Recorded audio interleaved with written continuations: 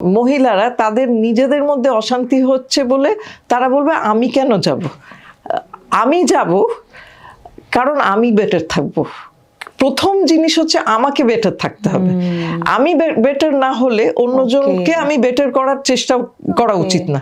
এটা ভীষণ ইম্পর্টেন্ট, সম্পর্কে এক পা এগোনো যায় আমি ভালো থাকবো বলে। হ্যাঁ, সো আমাকে অনেকে এসে বলে আমি কেন ওষুধ খাবো, আমি কেন কাউন্সিলিং এ যাব, উনি তো আসছেন না।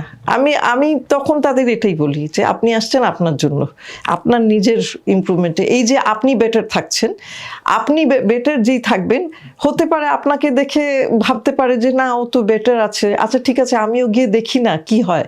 কিন্তু এটাকে যদি আমি একটা প্রত্যেকটা জিনিস যদি ইকুয়ালিটিটার জায়গায় না, আমরা ফেমিনিজম ইকুয়ালিটি এইসব করতে গিয়ে না আমাদের নিজেদের ভালো থাকার কথাটাও তো ভুলে যাচ্ছি। কারণ আমরা সারাক্ষণই একটা ওয়ার জোনের মধ্যে, সারাক্ষণ একটা কম্পিটিশন হচ্ছে। ও গেলে আমি যাব, এ বলছে তুমি গেলে আমি যাব, এ বলছে তুমি যাও আমি যাব না। আরে আমার কথা হচ্ছে পৃথিবীতে আমরা একাই এসছি, একাই যাব। সে গেল না গেল সেটা তার ডিসিশন, কিন্তু আমি যাব আমার নিজেকে ঠিক রাখার জন্য। সম্পূর্ণ ভিডিওটি দেখতে ভিজিট করুন আমাদের ইউটিউব পেজ দ্য ওয়ার্ল্ড আরোগ্য।